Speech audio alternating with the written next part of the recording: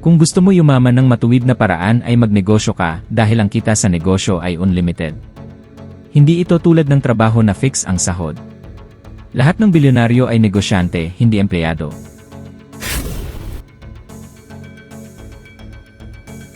Kung gusto mo mapadali ang pagnenegosyo mo, ay wala ka ng ibang gagawin kundi mangopya ng negosyo dahil hindi mo naisipin kung ano ang ititinda mo at paano patakbuhin ang negosyo. Maraming yumaman sa pangungopya ng negosyo tulad ng pangungopya ng Alibaba sa Amazon na kilala sa pinakaunang online selling platform. Ang may-ari ng Alibaba na si Jack Ma ay naging pinakamayamang tao sa China dahil lang sa pangungopya.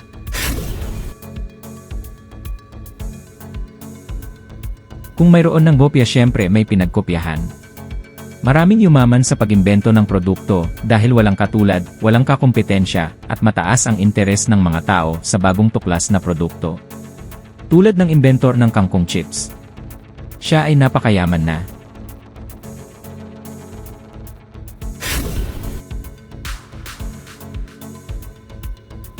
Syempre para kumita ng maraming pera ay dapat ipalaganap mo.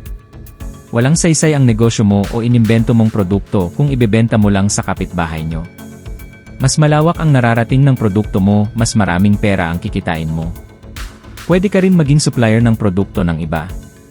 Halimbawa sa lugar nyo ay wala pang supplier ng fish balls, squid balls, pues ito na ang pagkakataon mo para mag-supply ng fish balls at squid balls sa bayan nyo.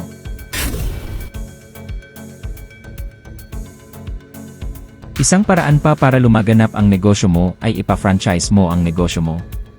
May mga franchisee na malaki ang kinikita, what more kung ikaw yung nagpapa-franchise.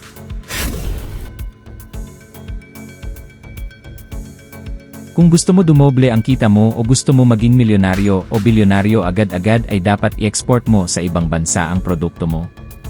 Hindi ka lang yayaman pati gobyerno ay unlad.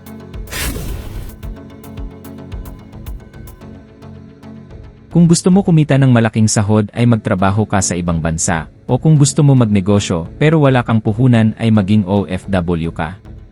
Marami akong nakikita na nakapagpatayo ng bahay dahil sa pagiging OFW, yung iba naman ay umuwi sa Pilipinas at naging matagumpay na negosyante.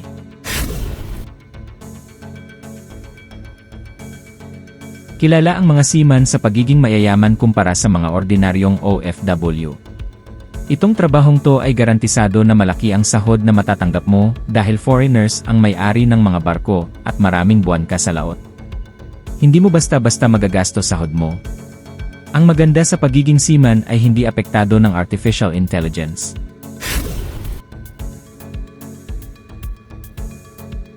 Sa lahat ng fighting sports, ang boxing ang siyang pinakamalaki ang kinikita.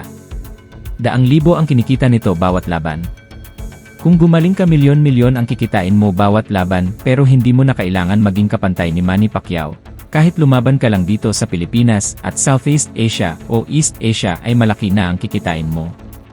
Mas malaki pa sahod mo kaysa mga doctors at lawyers.